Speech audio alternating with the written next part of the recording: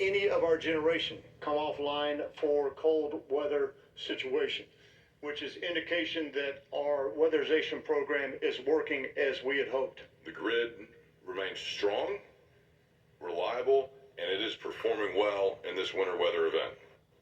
So what's different? An increased stockpile of reserve power and plenty of the aforementioned weatherproofing of generation facilities and pipelines.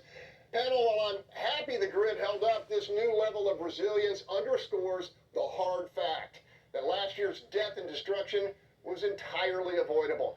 I'm going to start with you, Holly. You said that enough would be done to get us through this winter, and so far you're right.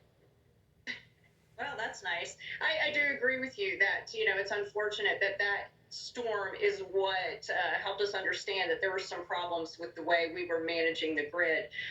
The big unsexy thing that's not in the headlines is that you had so many facilities that were not designated critical infrastructure and which needed power to continue to generate more power. And so a lot of those got cut off during last year's storm. That simple kind of paperwork change made a huge difference. Plus, they shifted those peaker plants that usually only run in the summertime to be able to generate in the winter. They monitor very closely, and we were never below capacity demand during this past storm. Now, to be fair, this storm was not nearly as severe as last year. Last year we had sustained days, but if you go ahead and look at what happened over the past few days, you see that at night, those solar generators, they came down. They're not able to deliver at night. That's something we have to continue to consider as we go forward.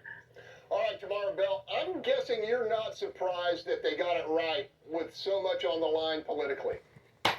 Well, I'm just glad, and let me say prayers to the family. We did lose 2 homeless people who froze to death during this. We did, but I'm glad that so far it's working. But I need to let y'all know this is February. Winter ain't over, okay? Winter is not over. But I'm very glad that I stayed warm and toasted this blustery several days. Yeah. All right, Tony, 30 seconds, real quick. No matter how cold it got, you knew Greg Abbott was sweating, sweating buckets. And this test was only a few days long. Like Tamara said, winter is not over. And, there's a derogatory term for these backwards countries that don't have infrastructure. They call them third world countries, where they're worried about their power grid going off. Guess what? There's states in the United States of America where they don't worry about a few winter days. They actually survive the whole winter. We are now, because of Greg Abbott, we're in a third world state of the union. So think about that when you're voting. And winter is not over. We need a new grid and a new governor. All right. Third world. Oh, goodness. Oh, wow. Hey, everybody. We're going to hear from Bob and Marcus on this topic when we come back. Up next, we're talking more about